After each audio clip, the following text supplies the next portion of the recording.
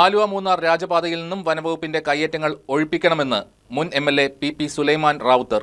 Road നിർമ്മാണവുമായി ബന്ധപ്പെട്ട് PWDക്ക് അനുവദിച്ചു കിട്ടിയ ഭൂമിയാണ് ഇവിടെയുള്ളത്. റോഡിന്റെ സർവേയുമായി ബന്ധപ്പെട്ട പ്രവർത്തനങ്ങൾക്ക് വനംവകുപ്പ് അധികൃതർ തന്നെ മേൽനോട്ടം വഹിക്കുന്നത് റോഡിന്റെ വികസനത്തെ പ്രതികൂലമായി ബാധിക്കുമെന്ന് അദ്ദേഹം വാർത്താസമ്മേളനത്തിൽ പറഞ്ഞു.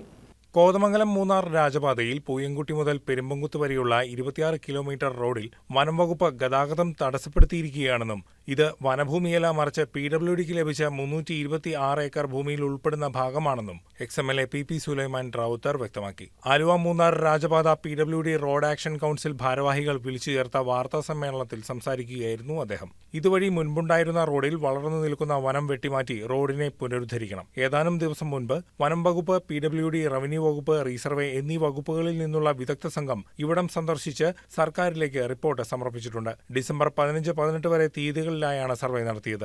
എന്നാൽ ഈ കമ്മിറ്റിയുടെ മേധാവിയായി നിയമിച്ചിരിക്കുന്നത് അഡീഷണൽ ചീഫ് ഫോറസ്റ്റ് കൺസർവേറ്ററെയാണ്. ഇത് വിരുദ്ധ ഫലം നൽകും. ഇക്കാരണം കൊണ്ട് തന്നെ കമ്മിറ്റി പുനഃസംഘടന ആവശ്യമാണെന്നും സുലൈമാൻ റാവുത്തർ ആവശ്യപ്പെട്ടു. 1919 PWDക്ക് കൈമാറിയിട്ടുള്ള സ്ഥലത്ത് ഗതാഗതം തടസ്സപ്പെടുത്തിയിരിക്കുകയാണ്. അതിൽ നിന്ന് ഈ വനം വകുപ്പ് പിന്മാറിയേ മതിയാവും. അപ്പോൾ വനം വകുപ്പും പൊതുമരാമത്ത് വകുപ്പും റവന്യൂ വകുപ്പും എല്ലാം ഉൾക്കൊള്ളുന്ന ഒരു കമ്മിറ്റിയാണിത് പരിശോധിച്ചിരിക്കുന്നത്. അതിലൊരു ചെറിയ പ്രശ്നമുണ്ട്. അതിൻ്റെ ഹെഡായി വച്ചിരിക്കുന്നത് അഡീഷണൽ ചീഫ് ഫോറസ്റ്റ് കൺസർവേറ്ററെയാണ്. വാസ്തവത്തിൽ പ്രശ്നമുണ്ടാക്കുന്നവരെ തന്നെ മധ്യസ്ഥനാക്കാതെ ആക്ച്വലി വനം വകുപ്പും പൊതുമരാമത്ത് വകുപ്പും തമ്മിലാണ് പ്രശ്നമുള്ളത്.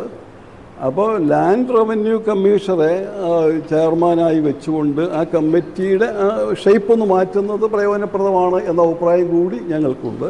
നാൾക്കുനാൾ തിരക്ക് വർദ്ധിച്ചു വരുന്ന അടിമാലി മൂന്നാർ റോഡിന് സമാന്തരമായി പഴയ മൂന്നാർ രാജപാത പുനരുദ്ധരിച്ച് യാത്രായോഗ്യമാക്കിയാൽ തിരക്ക് ഒഴിവാകും. ഒപ്പം കോതമംഗലം നഗരത്തിന് വലിയ വികസനവും സാധ്യമാകും. എന്നാൽ നിലവിൽ തടസ്സം നിൽക്കുന്ന വനം വകുപ്പ് ഇതിൽ നിന്നും പിന്മാറിയേ തീരുവെന്നും ഇല്ലാത്തപക്ഷം വലിയ പ്രക്ഷോഭങ്ങൾ നടത്തേണ്ടത് ആവശ്യമായി വരുമെന്നും എക്സ്-MLA പി സുലൈമാൻ റാവുത്തർ വാർത്താസമ്മേളനത്തിൽ പറഞ്ഞു. News desk KCV news.